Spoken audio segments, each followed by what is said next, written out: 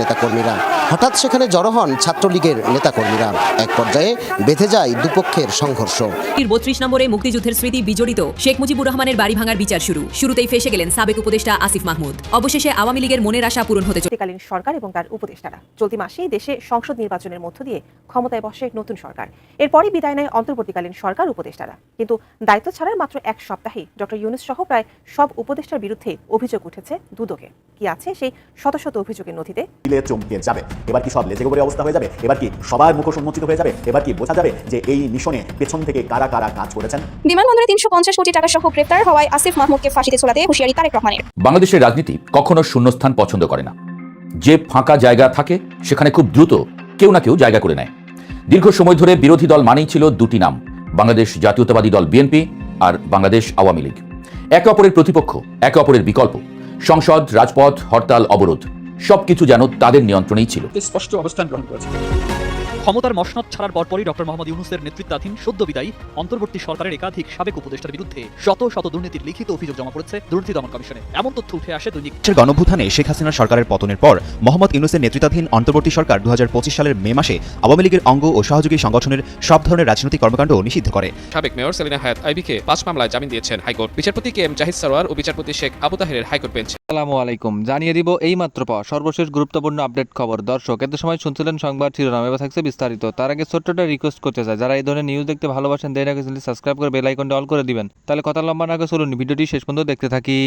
Ahsan H Mansur বলছেন ওই যে 5টা ইসলামী ব্যাংককে একত্র করে মার্চ করে তারা যে সম্মিলিত ইসলামী ব্যাংক গড়ে তুলেছেন, সেই সম্মিলিত ইসলামী ব্যাংক পিএলসির পুরো মার্জারটা যাতে ঘটতে না পারে সেটা ঠেকাতে আর আগের মালিক তার মানে এসালমকে ফিরিয়ে দিতে বাংলাদেশ ব্যাংকের একদল কর্মকর্তা তার বিরুদ্ধে এই ষড়যন্ত্র চালাচ্ছে। বাংলাদেশের কেন্দ্রীয় ব্যাংক বাংলাদেশ ব্যাংকে এক নজিরবিহীন ঘটনায় মবের মুখে বিক্ষোভের জেরে রাতারাতি গভর্নরের বদল ঘটে গেছে। মানে গতকাল দুপুরবেলা নাগাদ আগের governor Ahsan H Mansur television স্ক্রলে তাকে আর বাংলাদেশ ব্যাংকের গভর্নর পদে রাখা হবে না এমন খবর দেখবার পর 7 তাড়াতাড়ি প্রহরার মধ্যে বাংলাদেশ ব্যাংক ত্যাগ করেছেন। আর আজ সকালেই বাংলাদেশ ব্যাংকে গিয়ে কাজে যোগ দিয়েছেন নতুন গভর্নর মুশতাকুর রহমান। এমন এক ব্যক্তিকে বাংলাদেশ ব্যাংকের নতুন গভর্নর নিয়োগ করা হয়েছে, তা নিয়েও আলোড়ন সৃষ্টি হয়েছে। কারণ বাংলাদেশ ব্যাংকের নতুন গভর্নর মুশতাকুর রহমান পেশায় ব্যবসায়ী, গার্মেন্টস ব্যবসায়ী। হেরা সোয়েটার্স নামক এক গার্মেন্টস কারখানার মালিক তিনি, এবং তার নিজের 89 কোটি টাকা ঋণ খেলাপি হয়েছিল। 2025 ডিসেম্বরে নির্বাচনের আগে আগে তিনি ঋণ পুনঃতফসিল করে নিয়েছেন কিংবা ঋণ রিস্কেডিউল করেছেন। তো এমন এক ব্যক্তির হাতে, যিনি কিনা ব্যবসায়ী, যার প্রতিদিন তার স্বার্থ সংশ্লিষ্ট কাজকর্মই থাকবে বাংলাদেশের বিভিন্ন ব্যাংকের সঙ্গে, মানে তাকে ঋণ নিতে হবে, ঋণ খেলাপি হলে ঋণ পুনঃতফসিল করতে হবে, এলসি খুলতে হবে, এমন এক ব্যক্তিকে বসানো হয়েছে বাংলাদেশ ব্যাংকের কেন্দ্রীয় ব্যাংকের শীর্ষ পদে, যিনি এখন থেকে বাংলাদেশের ব্যাংকিং খাতে সুশাসন আনয়ন, ব্যাংকিং খাতে শৃঙ্খলা আনয়ন, ব্যাংকিং নীতি, অর্থনীতি, মুদ্রানীতি এসব প্রণয়নে মূল ভূমিকা পালন করবেন। জামায়াতে ইসলামীর পক্ষ থেকে আনুষ্ঠানিকভাবে আমির শফিকুর রহমান, জেনারেল সেক্রেটারি মিয়া গোলাম পারওয়ার তারা আনুষ্ঠানিক প্রতিক্রিয়া জানিয়ে এমন মবের মুখে যে বাংলাদেশ ব্যাংকের গভর্নর পাল্টে গেল এবং বাংলাদেশ ব্যাংকে এহেন একজন ঋণ খেলাপি ব্যবসায়ীকে নিয়োগ করা হলো গভর্নর পদে, এর প্রতিবাদ জানানো হয়েছে। ঘটনার সূত্রপাত হয় নির্বাচনের পরপরই। 12 ফেব্রুয়ারি নির্বাচনের পর 17 ফেব্রুয়ারি তারেক রহমান সরকার শপথ গ্রহণের ঠিক আগের দিন আগের গভর্নর আহসান এইচ মনসুর তিনি একটা পরিচালনা পর্ষদের বৈঠক ডাকেন ডিজিটাল ব্যাংকের লাইসেন্স কাকে দেবেন সেটা চূড়ান্ত করতে।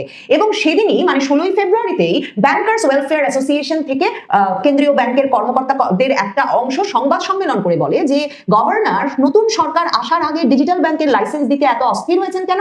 তার বিশেষ লক্ষ্য একটা বিশেষ গোষ্ঠীকে কাজ পাইয়ে দেওয়ার। গভর্নর আহসান এইচ মনসুর আগে ব্র্যাক ব্যাংকের চেয়ারম্যান ছিলেন এবং বাংলাদেশ ব্যাংকের সেই কর্মকর্তারা সন্দেহ প্রকাশ করেন ব্র্যাক ব্যাংকের বিকাশকে কাজ পাইয়ে দিতেই আহসান এইচ মনসুর নতুন সরকার আসার আগে তৎপর হয়ে উঠেছেন। এবং সেদিন পরিচালনা পর্ষদের বৈঠকে উপস্থিত পরবর্তীতে যিনি নতুন প্রধানমন্ত্রী তারেক রহমানের অর্থ উপদেষ্টা হবেন, তিনি তখন বাংলাদেশ ব্যাংকের পরিচালক অধ্যাপক রাশেদ আল মাহমুদ তিতুমির উপস্থিত। তিনি ওই পর্ষদের বৈঠকেও প্রতিবাদ জানান যে কেন তারেক রহমান সরকার আসার আগেই আহসান এইচ মনসুরকে ডিজিটাল ব্যাংকের লাইসেন্স দিতে অস্থির হতে হবে। সেখানেই সেই বিষয়ে সিদ্ধান্ত থেমে যায়। কিন্তু আহসান এইচ মনসুর গভর্নর এই যে তার বিরুদ্ধে সংবাদ সম্মেলন করতে চলে গেছে বাংলাদেশ ব্যাংকের একদল কর্মকর্তা, তাদের বিরুদ্ধে আইনি পরামর্শ নিয়ে ব্যবস্থা গ্রহণের সিদ্ধান্ত নেন এবং এই কর্মকর্তাদের কয়েকজনকে ট্রান্সফারের আদেশ দেন।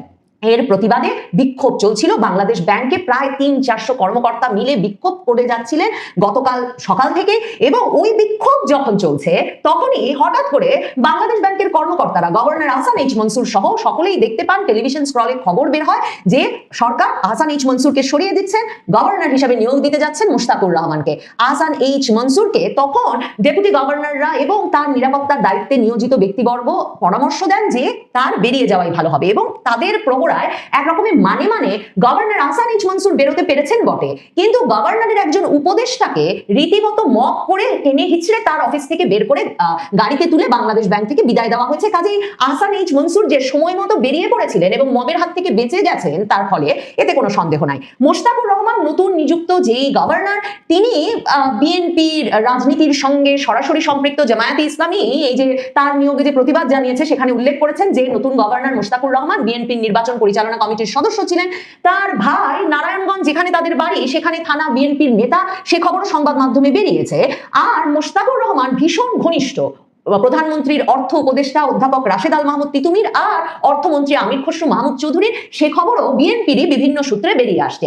আর অর্থমন্ত্রী আমির খসরু মাহমুদ চৌধুরী বলেছেন নতুন সরকার এসেছে, নানা পদে পরিবর্তন আসবে, সেটাই স্বাভাবিক। কিছু পরিবর্তন হয়েছে, গভর্নর পদেও পরিবর্তন এসেছে, আরো পরিবর্তন হবে। কাজে এই যে দলীয় লোককে কিংবা ব্যবসায়ী একজনকে যার আবার ঋণ খেলাপির বিষয় ছিল, যার মাত্র ঋণ পুনঃতফসিল হয়েছে, এমন প্রশ্ন উঠিয়েছে জামায়াতে ইসলামী যে একটা ছোট প্রতিষ্ঠান, মানে তার সোয়েটার কারখানাটা তিনি যখন ঠিকঠাক মতো চালাতে পারেন নাই, তখন তিনি বাংলাদেশের সব ব্যাংক, মানে পুরো ব্যাংকিং খাত, অর্থ খাতে কি করে সুশাসন আনয়ন করবেন আর শৃঙ্খলা ফেরাবেন, সে প্রশ্ন তো তুলতে হয়। সে কথা বলেছে জামায়াতে ইসলামী তাদের প্রতিবাদের বিবৃতিতে। তবে আমার মতে সবচেয়ে গুরুত্বপূর্ণ আর তাৎপর্যপূর্ণ ইঙ্গিতটা দিয়ে গেছেন বিদায় নিতে হওয়া governor doctor Ahsan H Mansur. যখন যেদিন তার শেষ কর্মদিবস, মানে তিনি তো তখন জানতেনও না যে এটাই তার শেষ কর্মদিবস হবে, সেই শেষ কর্মদিবসে যখন বাংলাদেশ ব্যাংকের 30 তলা ভবনের সামনে তার বিরুদ্ধে বিক্ষোভ চলছে কর্মচারীদের, তখন আহসান এইচ মনসুর নিজেও একটা সংবাদ সম্মেলন ডাকেন, এবং সেই সংবাদ সম্মেলন ডেকে তিনি বলেন একটা কুচক্রী মহল মার্জ হওয়া ব্যাংকগুলোর পুনরুদ্ধার প্রক্রিয়াকে ব্যর্থ করতে চায়, যাতে ভবিষ্যতে সেগুলো আবার আগের মালিকদের হাতে ফিরে যায়। গভর্নরের ভাষ্য, ব্যাংক একীভূতকরণ ও দুর্বল ব্যাংক উদ্ধারের প্রক্রিয়া নিয়ে কিছু কর্মকর্তার কর্মকাণ্ড, ষড়যন্ত্র এবং অপপ্রচার। তার মানে আহসান এইচ মনসুর বলছেন ওই যে 5টা ইসলামী ব্যাংককে একত্র করে মার্জ করে তারা যে সম্মিলিত ইসলামী ব্যাংক গড়ে তুলেছেন, সেই সম্মিলিত ইসলামী ব্যাংক পিএলসির পুরো মার্জারটা যাতে ঘটতে না পারে সেটা ঠেকাতে আর আগের মালিক, তার মানে এসালমকে ফিরিয়ে দিতে বাংলাদেশ ব্যাংকের একদল কর্মকর্তা তার বিরুদ্ধে এই ষড়যন্ত্র চালাচ্ছে। দেখেন, অন্তর্বর্তীকালীন সরকারের আমলে কিন্তু মার্জার প্রক্রিয়াটা ঘোষণা দিয়েও ইসলামী ব্যাংক পিএলসি নামের যে 5 ব্যাংকের সমন্বয় যে ব্যাংকটা, সেটা আনুষ্ঠানিকভাবে চালু করতে পারে নাই বাংলাদেশ ব্যাংক, এবং অন্তর্বর্তীকালীন সরকার এই কাজটা সেরে যেতে পারে নাই। কারণ একদিকে আমানতকারীরা আপত্তি জানাচ্ছিলেন যে মার্জ হয়ে গেলে কি ঘটবে, সে সম্পর্কে তাদের একটা সন্দেহ ছিল। 5 ব্যাংকের যে 18,000 কর্মচারী আছেন, যাদের আবার বেশিরভাগই চট্টগ্রাম অঞ্চলের, তারা প্রতিবাদ জানাচ্ছিলেন। আর যে 5টা ব্যাংক একীভূত করে এই সম্মিলিত ইসলামী ব্যাংক তৈরি করতে চাচ্ছিল অন্তর্বর্তীকালীন সরকার governor Ahsan H Mansur, Exim bank, social Islami bank, first security Islami bank, union bank ও গ্লোবাল ইসলামী ব্যাংক, একমাত্র এক্সিম ছাড়া বাকি সবগুলো ব্যাংকের নিয়ন্ত্রণ ছিল চট্টগ্রামের এসালম গ্রুপের হাতে।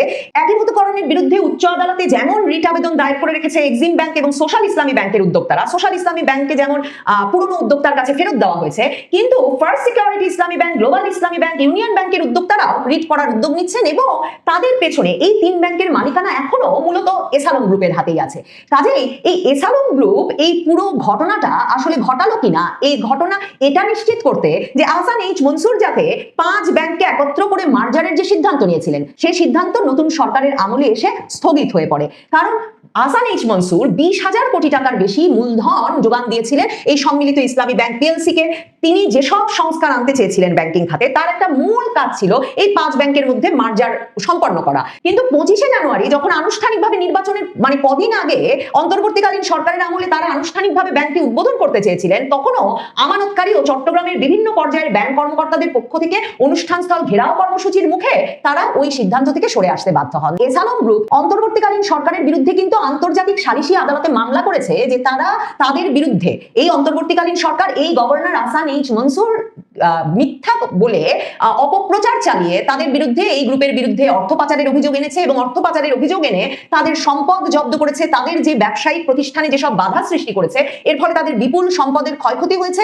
একদিকে তাদের বিরুদ্ধে অপপ্রচার, আরেকদিকে তাদের ব্যবসায়িক ক্ষতি, এই দুই অভিযোগে মূলত আন্তর্জাতিক সালিসি আদালত পর্যন্ত গেছে এস আলম। এবং এই যে সদ্য সাবেক অর্থ উপদেষ্টা সালেউদ্দিন আহমেদ এবং গভর্নর আহসান এইচ মনসুর, তারা কিন্তু রীতিমতো আন্তর্জাতিক আইন পরামর্শক নিয়োগ দিয়েছিলেন, আইনজীবী নিয়োগ দিয়েছিলেন এস আলমের বিরুদ্ধে বাংলাদেশের হয়ে মামলা লড়তে আন্তর্জাতিক সালিসি আদালতে। এখন এস আলম গ্রুপ সরকার বদলের পর সম্ভবত চাইছে কিনা যে একদিকে তাদের নিয়ন্ত্রণে থাকা ব্যাংকগুলোর নিয়ন্ত্রণ আবারও তাদের হাতে নিতে, অন্তত ওই অন্তর্বর্তীকালীন সরকার বা তাদের গভর্নরের পরিকল্পনা মাফিক একটা মার্জার বা একীভূতকরণের বিষয়টি ঠেকিয়ে দিতে, সে নিয়ে যেমন প্রশ্ন আছে, তেমনি চট্টগ্রামের প্রবল প্রতাপশালী এস আলম গ্রুপের সঙ্গে বিএনপি সরকারের আমলের প্রভাবশালী মন্ত্রীদের, বিএনপির প্রভাবশালী নেতাদের সম্পর্ক নিয়েও সামাজিক যোগাযোগ মাধ্যমে, রাজনৈতিক এবং ব্যবসায়িক মহলে ব্যাপক আলোচনা আছে। অর্থমন্ত্রী আমির খসরু মাহমুদ চৌধুরী যেমন চট্টগ্রামের লোক, তিনি চট্টগ্রামের শুধু রাজনীতিবিদ শুধু তিনি নন, তিনি চট্টগ্রামের একজন শীর্ষস্থানীয় ব্যবসায়ীও বটে। এবং চট্টগ্রামেরই আরেক রাজনীতিবিদ, বিএনপির অত্যন্ত প্রভাবশালী নেতা স্বরাষ্ট্রমন্ত্রী সালাউদ্দিন আহমেদের সঙ্গেও এস আলম গ্রুপের ঘনিষ্ঠতা নিয়ে কিন্তু বাজারে নানা রকম বক্তব্য আছে। এস আলম গ্রুপের মতো প্রভাবশালী ব্যবসায়ী প্রতিষ্ঠান তারা যে রাজনৈতিক পালাবদলে আবারও সক্রিয় হয়ে উঠতে চাইবে, বিশেষ করে সে সময়ে যখন ব্যবসায়ীদের মধ্যে এটা অত্যন্ত গুরুত্বের সঙ্গে আলোচিত হচ্ছে যে নানা রকম অভিযোগে ব্যবসা প্রতিষ্ঠানগুলোকে, শিল্প প্রতিষ্ঠানগুলোকে একরকমের কোণঠাসা করে ফেলে পুরো বাংলাদেশের অর্থনীতিটিকেই একরকম স্থবির করে ফেলা হয়েছে কিনা। কাজেই সেই সূত্র ধরে সেই যুক্তিতে তারা সক্রিয় হতে চাইবেন, সেটা যেমন খুব স্বাভাবিক একটা ঘটনা। এবং নতুন রাজনৈতিক সরকারে সেই এরকম প্রভাবশালী ব্যবসা প্রতিষ্ঠানের ব্যবসায়িক গ্রুপের যে শুভাকাঙ্ক্ষীরা থাকবেন, সেটা দুয়ে দুয়ে চার মিলিয়ে বুঝতে অসুবিধা হওয়ার কথা না। অন্যদিকে ডিজিটাল ব্যাংকের লাইসেন্স, এরকম একটা প্রভাবশালী সিদ্ধান্ত যে নতুন রাজনৈতিক সরকার তার পছন্দ মতো, তার নিয়ন্ত্রণে, তার হিসাব নিকাশ মিলিয়ে দিতে চাইবে, সেটাও সম্ভবত খুব স্বাভাবিক। কাজেই বিএনপি অন্য সব প্রতিষ্ঠানে। প্রিয় দেশবাসী, আপনারা যে যেখান থেকে ভিডিওটি শুরু থেকে শেষটা মাত্র দেখছেন, আপনাদের সকলকে জানাই অসংখ্য ধন্যবাদ। যদি ভিডিওটি ভালো লেগে থাকে অবশ্যই সবার কাছে শেয়ার করে দিবেন, তাহলে সবাই সুস্থ থাকবেন, ভালো থাকবেন। অবশ্যই দেখা হবে পরবর্তী কোনো নিউজে। আসসালামু আলাইকুম।